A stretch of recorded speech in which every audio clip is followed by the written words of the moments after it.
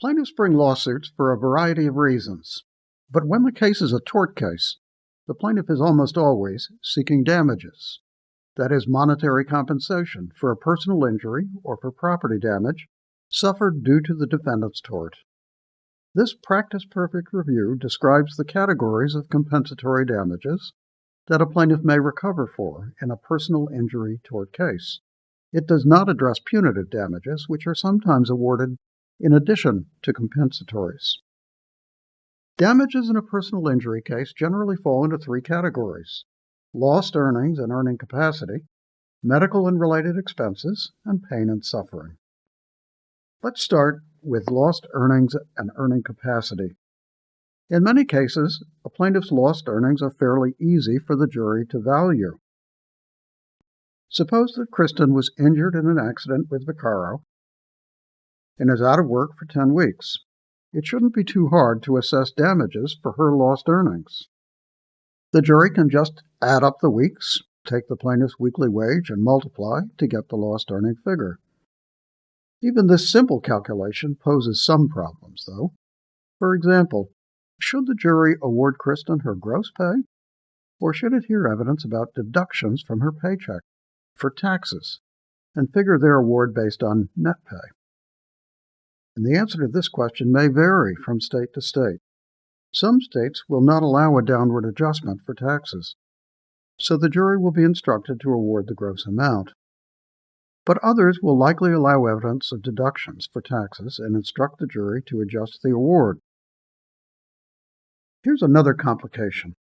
Suppose at the time of trial, Kristen is still unable to work.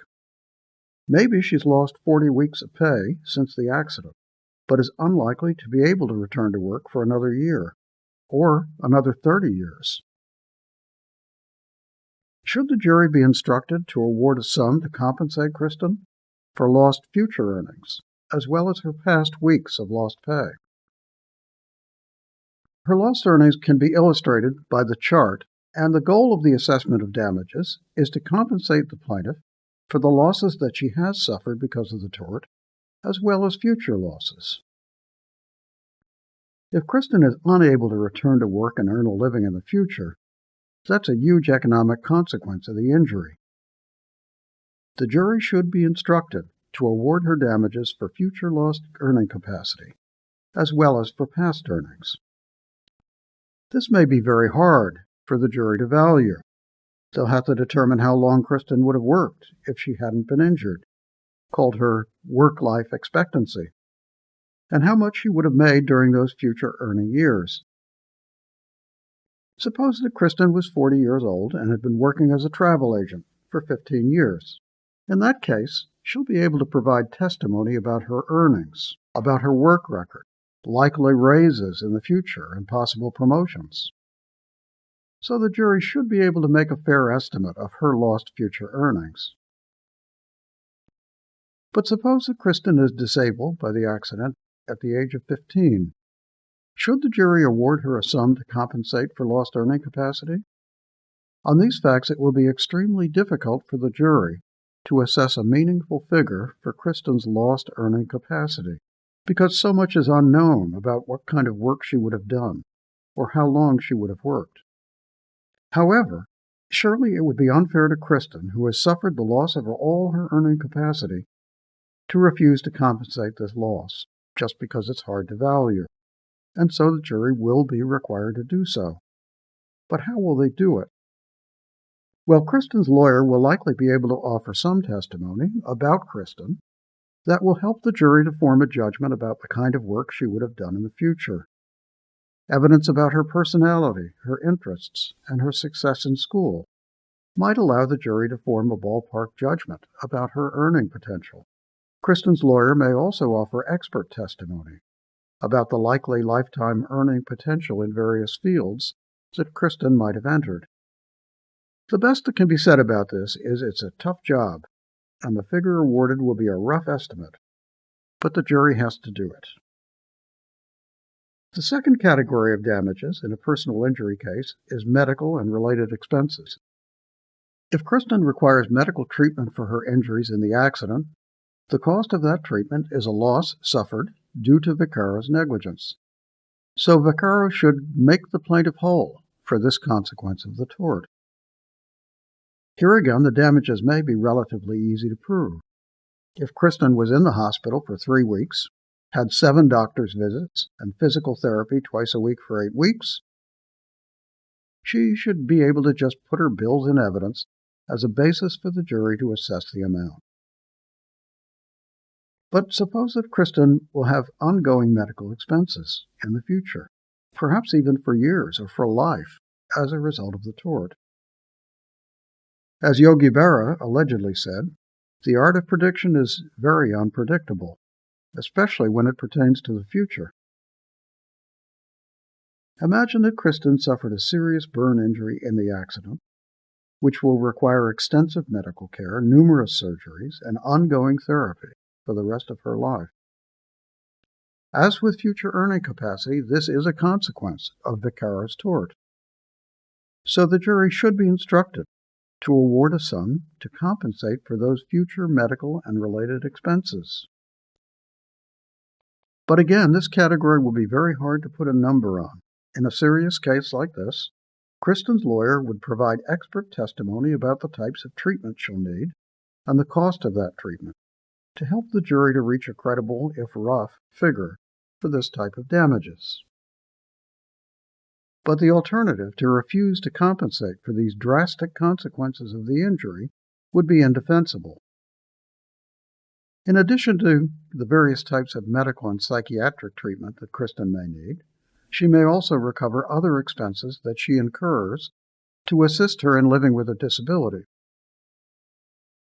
She might, for example, need access ramps to her house, modifications to her home, a van with hand controls to allow her to drive, travel expenses to specialists, special clothing, and other special requirements. Again, the effort is to assess the costs that Kristen has incurred due to the tort and to shift those costs from her to the tortfeasor. The third category of damages is that catch-all category of pain and suffering. This category includes all the intangible, emotional, and physical consequences of an injury. It can take many forms. Of course, it includes physical pain from a wound or from treatment such as surgery. But it also includes many other types of social and psychological consequences of an injury, such as fear of treatment, depression, social isolation due to disfigurement, a possible phobia about being injured again, anxiety, anticipation of a shortened life, and others. Again, at trial, the jury must award a sum to compensate the plaintiff for these types of impairments, for as long as they will continue, which may be for a lifetime. And again, it's obviously a speculative business to put a dollar number on a loss that is so personal, yet so intangible.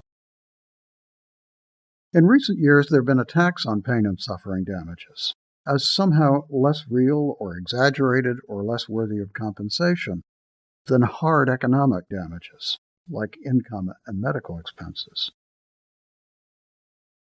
And reflecting this discomfort, a good many states have imposed dollar caps on intangible damages. For example, a state might impose a cap of $400,000 on all non-economic damages, also referred to as non-pecuniary damages. When juries hear about lifetime consequences to a plaintiff of a catastrophic injury, they are likely to recognize the profound impact a permanent injury has and award large sums to compensate the plaintiff for this life-altering change forced upon her by a tortious injury. Now, in instructing the jury on intangible damages, some courts separate pain and suffering from a related set of consequences called loss of enjoyment of life. This phrase refers to the many ways in which a serious injury impairs the plaintiff's ability to engage in activities that she enjoyed before the injury. A serious injury not only causes new types of pain and emotional suffering, it also impairs a person's ability to engage in the myriad activities that she enjoyed before the injury. Maybe the plaintiff can no longer go hiking or dance, pick up her children, play an instrument, walk in the park, engage in sex, or enjoy 1,000 of life's other pleasures, as she did before the injury. Surely this is a grievous loss and should be compensated. Analytically, pain and suffering can be thought of as the new, unpleasant emotional consequences imposed by an injury, while loss of enjoyment reflects the loss of something the plaintiff had before the accident, the opportunity to enjoy life to the full. Some states require the court to give the jury a separate instruction on loss of enjoyment damages. Plaintiffs, of course, prefer this approach because it focuses the jury on this separate additional compensable harm, apart from traditional types of pain and suffering. Other states will simply instruct the jury more generally to award damages for pain and suffering without a separate instruction on loss of enjoyment. However, even in states that don't give a separate instruction, the plaintiff may still present proof of these consequences of the injury, and the jury should consider them in assessing damages. We should make one other important point about the assessment of damages in a personal injury case. That is that the plaintiff only gets one opportunity to prove her damages. At trial, she must present evidence of all damages that she has suffered and the ones that she's likely to suffer in the future, because there will not be another trial, even if the consequences of the injury prove to be more severe than expected.